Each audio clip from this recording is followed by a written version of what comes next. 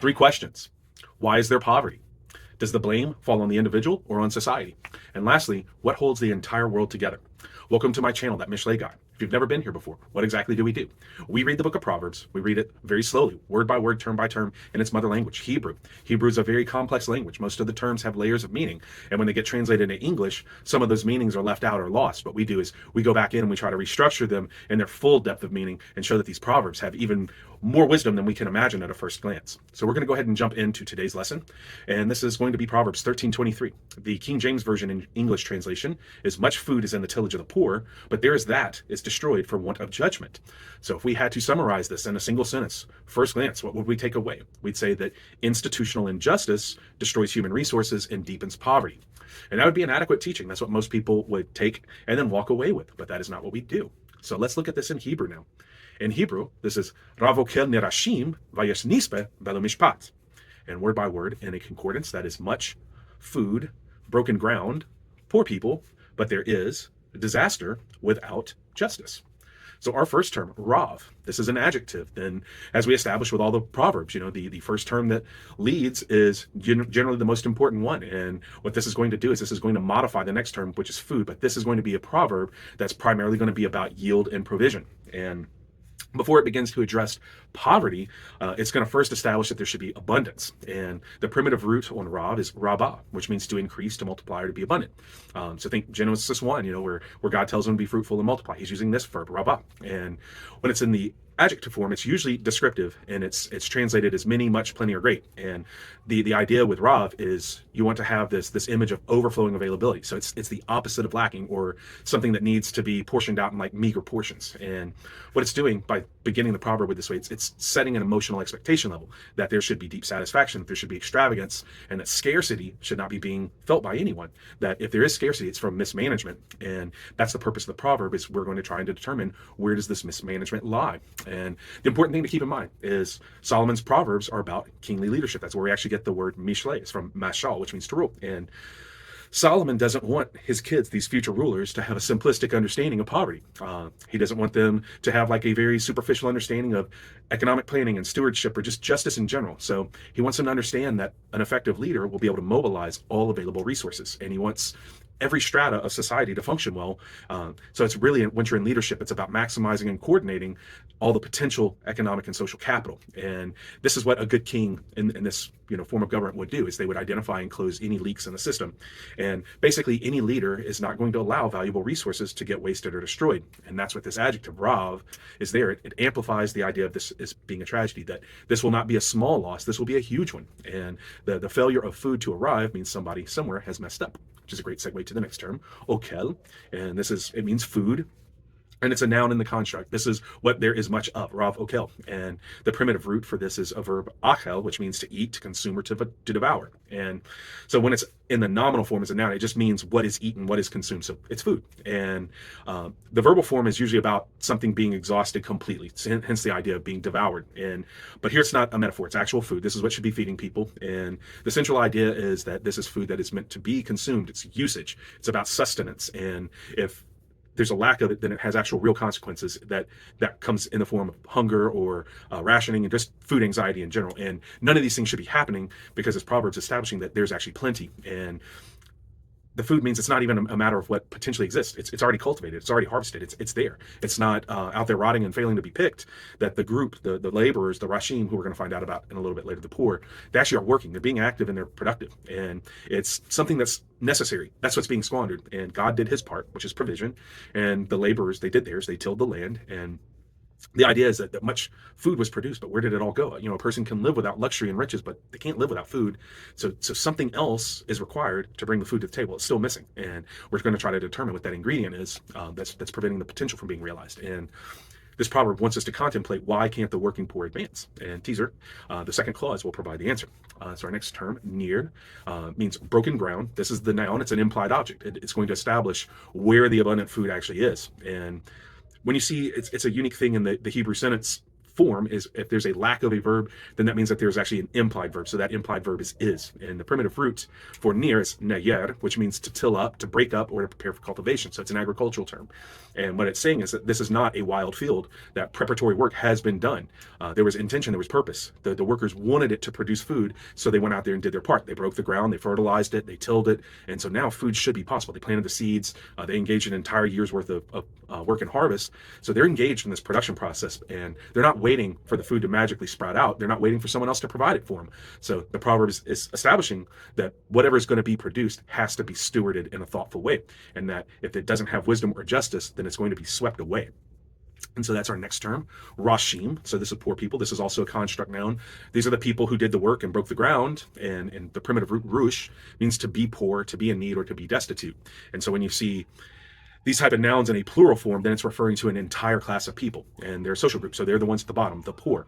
And these are people with very limited resources. They're economically weak, so that makes them especially vulnerable. And a lot of the Proverbs will deal with the underlying causes of poverty. In fact, we've had some kind of recent themes develop. The last proverb that I did was the one about the idea of remia and diligence, that they did this to themselves by being lazy and having a lack of discipline or lack of morals.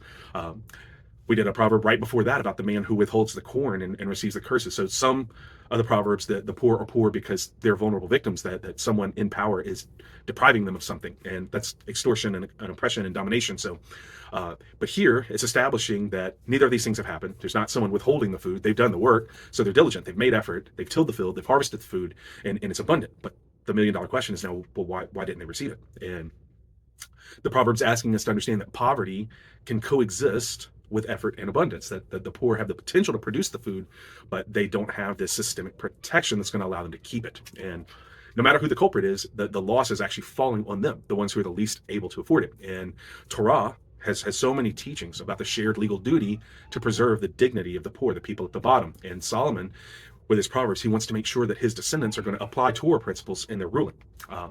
So our next term, and we're going to go to the back half of the proverb. This is vayesh, and that means but there is. And this is a participle. It's also a contrast, and it's saying what's actually happening instead. So there's no primitive root here.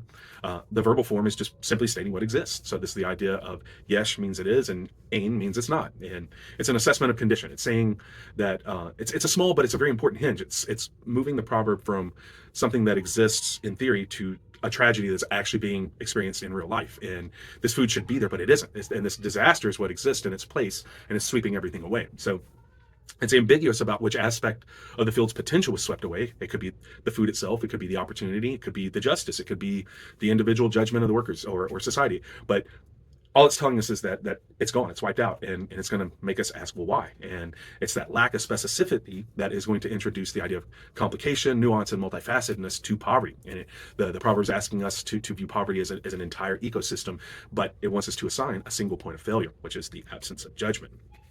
Our next term is MISHPAT, and this is another participle, and it's in the verbal form. It's going to explain what exists instead of the abundant food. And so the primitive root here is safa, which means to sweep away, to carry off, or also to devour. And it's not a super common term. It's only a handful of spots where this is used to sweep things away. And it's generally a collective punishment. So you see this with Abraham and Lot in the city of Sodom. You see this with Korah's rebellion, is that they're swept under the ground, and but the idea is that there's a large scale destruction that sweeps everything clear, and it gets everyone near and around it. And the imagery is of a floodplain. So this was a very common threat to farming communities, that you'd get these rains, and then the river would rise and rise and rise, and it wouldn't go down. And there was no warning if this was just going to be a normal rain and a normal rising river, or if it was going to just continue to go and then flood out everything. And so the comparison to a natural disaster, what it's establishing is that this broad injustice is not going to make any distinction between any of these people. They're going to all suffer equally, and everything is caught up in the sweeping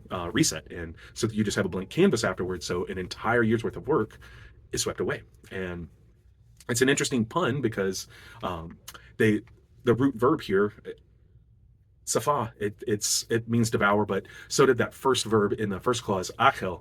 But the difference is safa is a destructive consumption, whereas achel is a nourishing consumption. It's eating. And so that's the difference between, is this food being eaten by the people, or is it being devoured by corruption? And the Proverbs asking us to understand the idea of opportunity cost, that this loss is not theoretical for these poor people. This is what actually exists. Vayesh nisbeh. And it's also saying that this tragedy is going to be felt by more than just the poor. The entire society is missing out on the abundance of labor that they could have provided if their efforts had been stewarded better. And it's saying that this lack of protection of these working poor people, this injustice, is going to have the same impact as destructive flooding, that it consumes all potential and it really offers no benefit.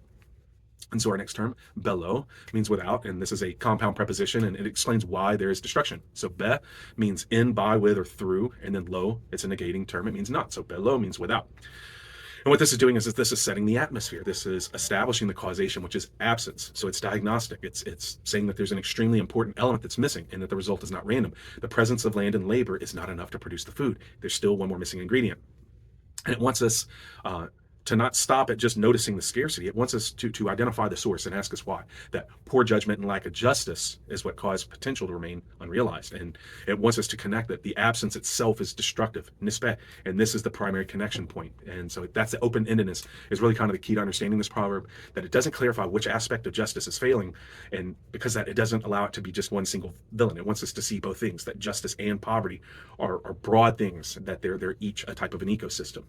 And then our last term in the proverb is easily the most important term in the proverb, and that's MISHPAT, and that means justice or judgment. And this is the direct object. This is what is missing, and this is what's absence has caused the disaster, the MISHPAT. So the primitive root is a verb shafat, which means to judge, to decide, or to administer justice. And that's why the book of Judges in the Bible is called shoftim in Hebrew. So MISHPAT is the nominal form of the verb shofat. And as we talk about a lot of times, is many times there are Hebrew words that appear to be the same, but they don't really actually have direct synonyms. So when you see one used and not the other, there's a definite difference. So another word for judging is dayan, and dayan is for legal adjudication. So it's like a legal setting, a courtroom. But shafat, this is about the method for evaluating. And that relies on this idea of fairness. So mishpat is the goal of both dayan and shafat, and God is the model. It's his ways that determine if something has or lacks mishpat. And so we have a similar concept in English common law, which would be the letter of the law versus the spirit of the law. So dayan is about the hows and the whys, or I'm sorry, the hows and the whats. But mishpat, this is about the whys. So these are the moral underpinnings.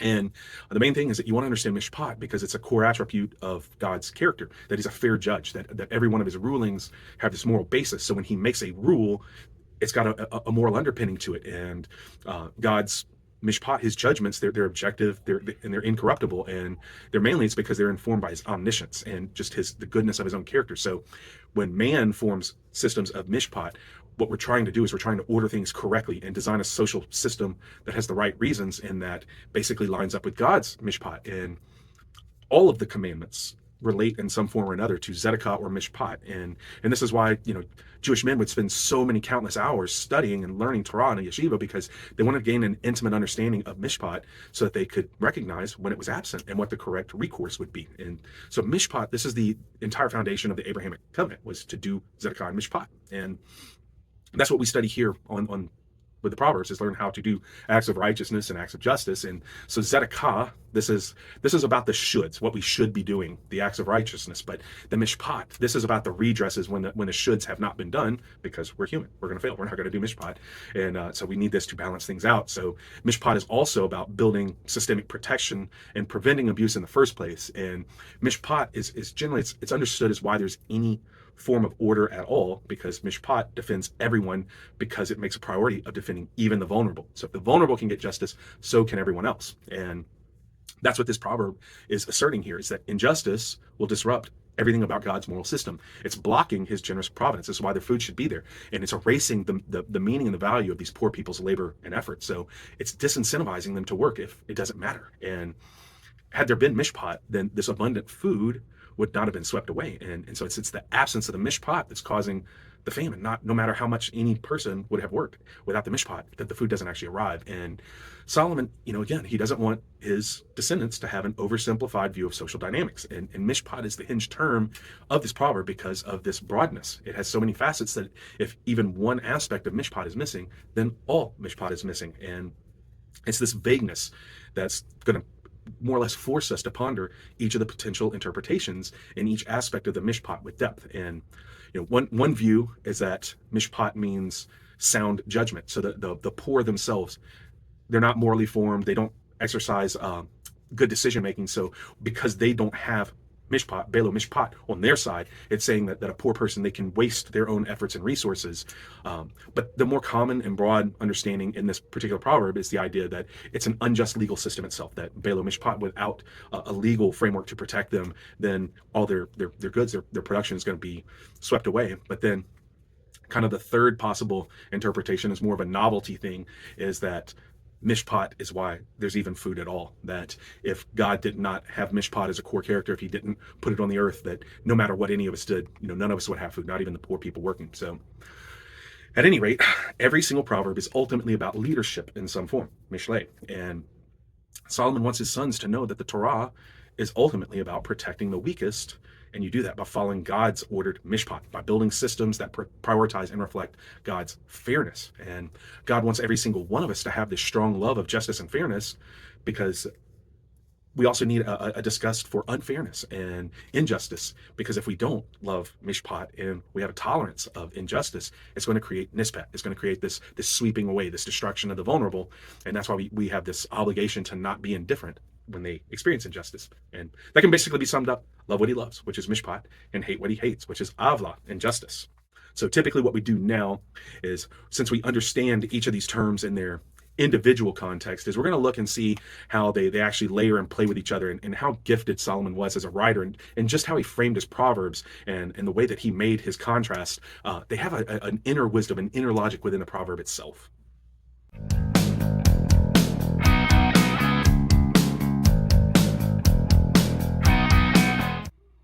Okay, so the first of the concepts that we see grouped and contrasted against each other is the expectations themselves. So the idea of, is there much food or is there ruin? Rabokel versus Nispet. So the first clause is about what is present. And then the second clause, this is establishing a contrast of what's actually missing, which is the food itself. And so this first clause, there's an optimism because it's about the potential of what should be there. But then the second clause, this is about the hard reality of what is existing in its place instead, which is the nispet, the ruin. And the effort was made, that the soil was tilled up, the seeds were planted, the crops were harvested. And because of that, the expectation was that it would yield much food. But the reality is that injustice created the same outcome as if nobody had attempted any of this work at all. And that's the idea, that labor, potential, and abundance, they're all bundled together, but they can't produce anything of value unless there's mishpat. Second concept that we see grouped together in a contrasting form is the inputs themselves. And this is the idea of what's more important, the labor or the justice. So each of these clauses, there's something present and there's something missing. So it wants us to understand and see that for this to function, each element has to be present to produce the abundance. If there was justice but zero labor, then you would have no food. But if you have labor and no justice, you create the same result: no food. So for everything to work properly, they have to all be present. And expecting effort alone to produce abundance is foolish. And so that means that it has to be guided. And that's that first meaning of mishpat, sound judgment. But then it needs to be preserved, which is the second meaning of mishpat, which is the legal protection, the justice. And so sound judgment and stewardship combined with firm, consistent legal justice, this is going to create mishpat. And this is what's going to allow their labor to have value and meaning. And then the last of the comparisons is we're going to look at the actual points of failure themselves. Is this from judgment or justice? And so one reading of this proverb would assign the fault to the poor themselves, that they make bad decisions. And maybe it's because they have addiction problems, they have frivolous spending, they make bad choices, they waste their time and effort. And it's saying that if you don't morally form these poor people, they're going to do this to themselves because they lack judgment. And this is what wastes their efforts ultimately. But then the second reading is going to assign the fault to the system itself that oversees the poor. And it's saying that the bad leadership or abusive laws, legal corruption, lack of protection, their efforts can't amount to anything because they're working in an unjust environment. And the proverb doesn't specify these things intentionally because, again, the way that Solomon frames these things, he wants this potential king to ponder both sides. And he wants him to institute policies that address both things, the individual moral weaknesses, but the systemic legal weaknesses as well. And both types of mishpat are going to be required for society to function and to maximize productivity. And failure to correct either one of these things is going to create waste and hardship. So we could spend a lot more time here looking at this proverb in itself, but just wanted to take a step back and show that if we take the time to appreciate the framing of it itself, we can see that there's even more logic than we first glanced. But to recap, Proverbs 13:23, much food is in the tillage of the poor, but that is destroyed for want of judgment. So translation, 10 out of 10. It's kind of that second clause is a little wordy and weird because we don't speak that type of English, but idea is that abundance can exist and still benefit nobody. That resources have no function unless and until they're properly stewarded. And you can do everything right, but if you neglect justice, it's going to erase all other effort. Number two, wasting human resources and labor is what creates precarity, and this is what perpetuates poverty. And the cost of this is going to be absorbed by the ones least capable of paying it, the poor, the working poor. And it's going to sweep away what there could have been with their production if it was only being harnessed and directed properly. And then the last thing is that injustice destroys living standards because it means hard work doesn't matter. A system that creates poverty in spite of the presence of wealth, potential, and effort is failing because at some level, it's disrupting God's reciprocal moral order, his MISHPAT.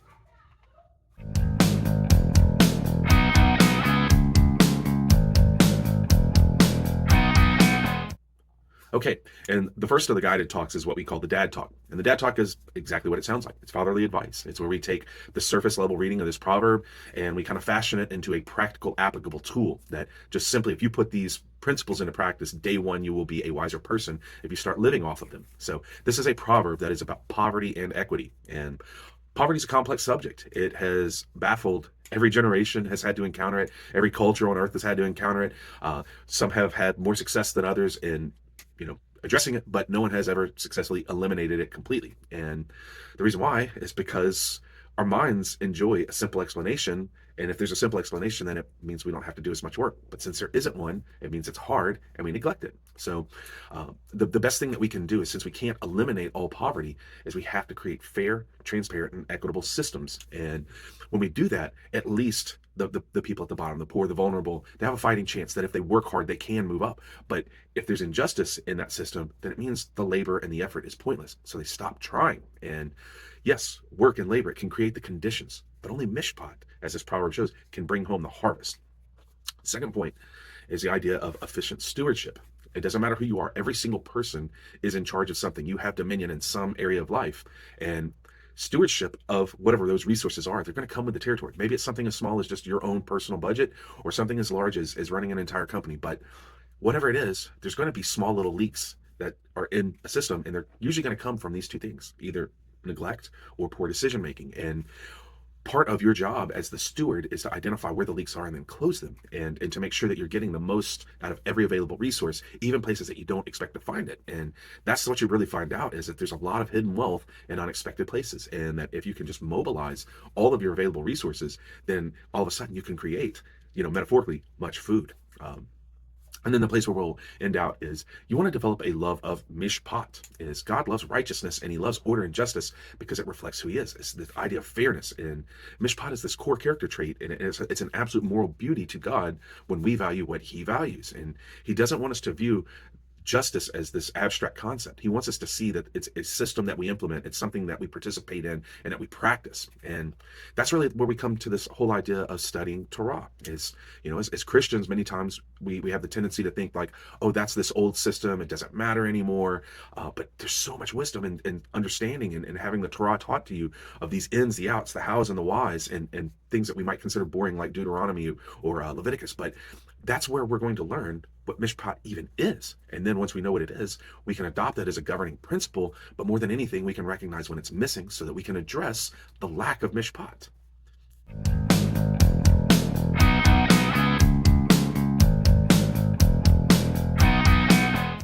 Okay, and so the second of the guided talks is what we call the Lev talk. The Lev is the Hebrew word for the heart. And we've done many, many, many different videos about it. And in fact, we do them in every single proverb. It's this whole idea is that the heart, the Lev, governs the whole entire inner person. It's going to have its own desires, its own motives. It controls emotions, and it also filters all the thoughts. But the main thing with the Lev is that's what makes the decisions. And we're usually looking for symbolism in a proverb that we can apply internally to govern the inner person more through that Lev. But every once in a while, we will encounter these proverbs that are going to have symbolism that is outside of the self. And that's going to be the direction we go with this one. And so we live in a different era and under a different type of governing system than the one that produced the Proverbs. And I'm assuming most of the people who watch these videos are going to be American, or at least they're going to live in a liberal democracy. But the whole idea is that everyone gets an opinion and a vote, and we have political parties, and so they're going to outline their platforms and their policies trying to seek and acquire those votes. And there's so much effort that is used to condense their messaging into sound bites and slogans so that it can be very digestible. And this process trains people to think about things in a very simplistic manner and to make things become ideological, because these ideas, they're grouped in packages and they're grouped as a platform. So we don't develop the ability to isolate things and look at them in a case by case basis. Because in a party system, the goal's not consensus, it's victory for your party so that you can implement your ideology. However, as this proverb was, this was at a time that things were done through divine rule of a king. There was no election cycle. There was no check on his power at all. And for that reason, it was beneficial for him to evaluate every possible viewpoint and to look at everything through a case by case lens, and not develop like a ideological platform in a packaged, pre-crafted way. So they would often have like panels of multiple different advisors with multiple different viewpoints. And that's what Solomon is kind of stressing here, is that he wants these future rulers to think about things in a full spectrum. And that's going to involve hearing all sides, being open to dialogue, and having guiding internal principles. And in short, that is everything that American politics is not. So because we're taught to think simplistically and that the opposing viewpoint is bad or the cause of the problem, that means that your opponents have no valid points and you don't ever have to grant a concession. And this is going to create an atmosphere where dialogue is pointless because it's not actually persuasive. People don't actually want to hear the other side. And the insistence that everything be simple and sloganed, and this inability to seek or achieve or reach any sort of a rational compromise means that when we encounter actual problems in our society, we're not able to deliver solutions. And we're going to have to learn how to break out of this, because there's real problems at the doorstep. And there's the possibility there's going to be very, very, very widespread poverty if we don't build systems that have MISHPAT as the core of it. So what I'm talking about is artificial intelligence. It promises and delivers these unbelievable levels of productivity. And if it was properly marshaled, it could offer society this tremendous collective benefit. It could reduce the amount of work hours any person would have to work. It could change our tax structure to where those productivity gains go to offset what we pay. And basically, it could give people a break and it could offset the cost of living. But if it is not marshaled properly, then it can phase out a lot of existing jobs. It can lower the pay of everyone's jobs, and it can decrease the availability of these jobs, and that would usher in massive unemployment, because under our current system, there's no labor bargaining power. And this is going to create rashim, poverty, poor people, more than we already have, because AI doesn't need to put everyone alive out of work. All it has to do is reduce the number of paths to a stable middle or upper class job, and then that's going to leave everybody at the bottom. It's going to cap who can climb out of poverty. And preventing upward mobility has the potential to make work pointless. Now, we're still going to have massive human resources available. This idea of ravokel, much food is in our tilled up land. But if there's no mishpat, same as what this proverb is saying, there's going to be devastation. There'll be nispet. And the cost of these data centers on the energy and water demands, it's immense. And that also becomes a form of a regressive tax on like an elderly person living on a fixed income, or someone who's working poor, to have their electric and water bill just massively increase and not really see a benefit from it. And these kind of problems, they're only going to be solved if people are willing to be less ideological and more practical. And the only way that there can be a consensus is if we agree on underlying principles, and they have to be related to work and justice. And that's why these Israelite kings were trained so heavily in Torah.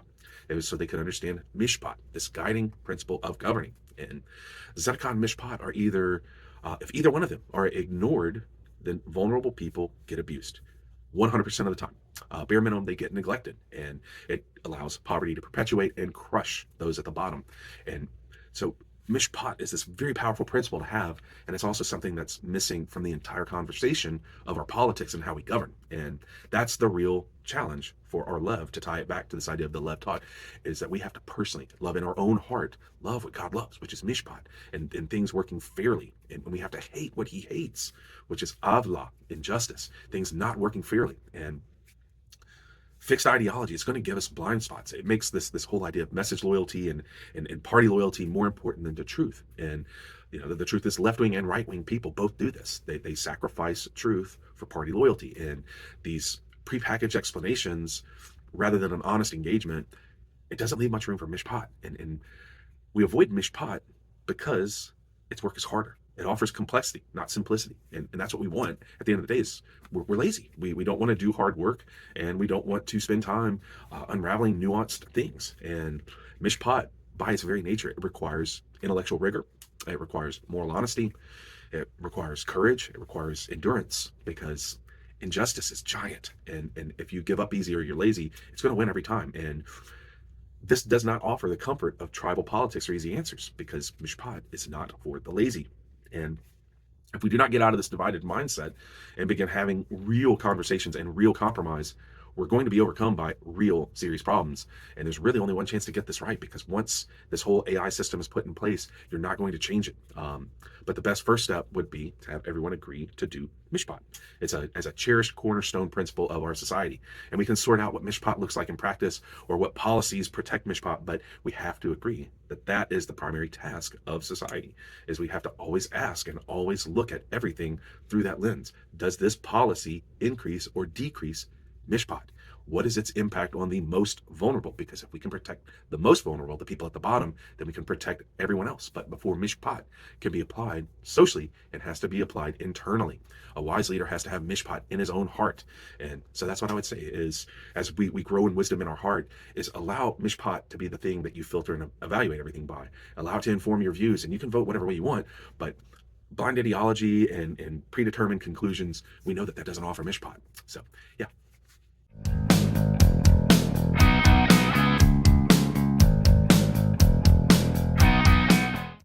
Okay, and the last of the guided talks is what we call the Ruach talk. The Ruach is the Hebrew word for the Spirit. And when we get to this point, the Proverbs there from the Tanakh, the Old Testament, and what we're really looking for is we're looking for symbolism in the entire Bible. Where does this continue to echo through the New Testament as well, which means where do we see Jesus? Was there something about his life? Was there something about things that he taught? And I never want to force fit Jesus into a proverb reading, but so many times there will be themes that emerge just from the usage of specific terms and language. So in this one, we see this word rashim and the idea of being like physical, tangible poverty. Well, a lot of times those are symbolic stand-ins for spiritual poverty. Or if we see things about food, a lot of times that this whole idea of being hungry and feeding the hopeless and unlearned, it's like the food is the scripture. And we could have looked at this from the idea of the tilled soil, the nir, because Jesus has a very, very famous parable about the parable of the sower. But I really didn't see Jesus teaching mishpat in any of those potential routes. So I had to think, where did Jesus teach on this topic specifically? Because after all, many of his parables are illustrations, and many of them rely on this idea that there's a sinfulness in the insensitivity towards the suffering of others. And Jesus, he would show this very delicate, very patient side when he would confront an individual in an individual sin. He never sacrificed the truth. He was very tender in his delivery and his assessment. He would identify the sin, forgive it, and tell them to repent and stop doing it. But whenever he would encounter broad sins, collective sins, social sins, he didn't show as much verbal restraint. He didn't hold back, especially with the people who were in positions of leadership, the ones who should know better. So the Pharisees, the legal experts, that's who he didn't pull punches with, is the ones who would claim religious devotion. And there are many of these parables that he uses to teach that neglect and indifference start very small, but then they eventually graduate up to callousness and intentional distancing. And it happens this way through repetition and tolerance. And probably the best example that we see this in the terms of the poor is the story of the rich man and Lazarus. And the idea with that parable is that we can become so accustomed to ignoring and stepping over poverty that we stop seeing it. It no longer even has any impact on us whatsoever. And it gets that way because it's been practiced again and again and again. And that's what erodes our empathy for it. And that's the real killer in a spiritual walk, is the erasure of empathy. And the Bible calls this hardness of heart. And the truth is that every single one of us have the capacity to act like the rich man and to block suffering Lazarus out of our line of sight. And so we have to ask ourselves, well, how does this happen? How could a person who by every single measure loves God, knows the commandments, they're obedient, they're repentant, they pray, and basically they manage their own sinfulness and their own bad behaviors quite well, but how can that person still miss it? And it's by having the wrong priorities, by making things about themselves only. And Jesus calls this omitting the weightier matters: judgment, mercy, and faith. Luke's version of the same story, he throws in love of God as well. But weightier, what does that even mean? Does that mean that some things are more important than others? And yes, that's exactly what Jesus is saying, is that sin, we tend to think of it as this thing that we actively do. And so it doesn't have to be active cruelty, committing sin. A lot of times our sinfulness is from neglect and ignoring. That's the idea of omission. And in Hebrew, these words where Jesus talks about, you have omitted weightier matters, judgment, mercy, and faith. Well, in Hebrew, that would be mishpat, chesed, and emunah. We've talked about a lot of these terms before, but you see it right there. That first term is, Jesus wasn't a Greek man. He probably didn't say that in Greek, even though the New Testament is written in Greek, in his own language. He would have been saying mishpat, justice. And it's extremely important to Jesus because it's extremely important to God. And what he is telling them is, these Pharisees, their primary focus has been on themselves and their own performance. And that rather than protecting the vulnerable, they've neglected their primary purpose in this position, which is to be a moral model. And that Hebrew word that gets translated into English as Pharisee, in Hebrew it's parushim, and it comes from this root word parush, which means to set apart. And these are people who had volunteered to be held to the highest standard, that they had separated themselves so that they would not be like a common person. And the big issue was that their separateness had become so important to them that the well-being of others stopped factoring into the equation at all, that their faith had actually morphed into something that had become antisocial, and that it was performative, and it was devoid of genuine empathy. And Jesus called them out on it. And the reason Jesus teaches these lessons in so many places of the gospel is because we also can de-emphasize mishpat, chesed, and emunah. And if we become too fixated on our own legalistic performance, that's how we lose these things. And Jesus wants us to have an outward facing faith, not this internally facing one that only makes it about our personal discipline. So as we learn wisdom, we encounter this whole idea of musar, discipline, and it's very easy to allocate all of our resources into that. And when we do that, we close off our peripheral vision. We don't understand or don't see or don't implement that God's actually asking us to do tzedakah and mishpat. And Solomon, he's preparing his sons for rule. He wants to make certain that they understand the importance of mishpat.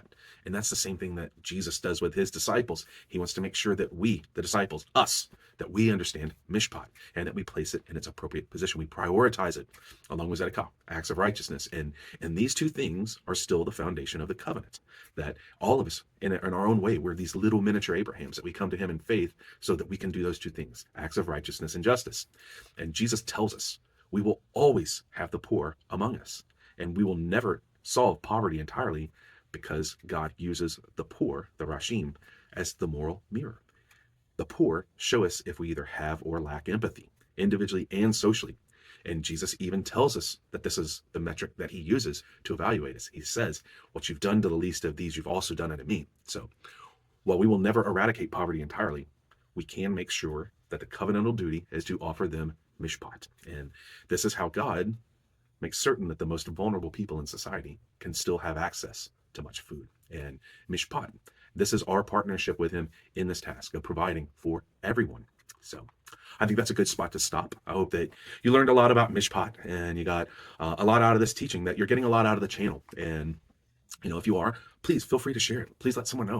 Like we always say, that the world's this very dark place. It needs the gospel to go out with it. It's also a foolish place. It needs wisdom. And that's just real easy evangelism, is to let people know that, hey, there's this channel where the word of God is open faithfully and consistently and honestly and openly. And we allow wisdom to come in and really inform us. So if you have a specific request, there's a particular proverb you would like to see broken down in this long form way, please email thatmishleiguy@gmail.com, THAT MISHLEIGUY@gmail.com, and we will put it in the queue and get around to it. So, like we say, we always kind of compare it to life as this big giant test, and God doesn't want you to just pass the test. He wants you to ace it. So that's what he does. He gives you the answers ahead of time. That's the Mishlei.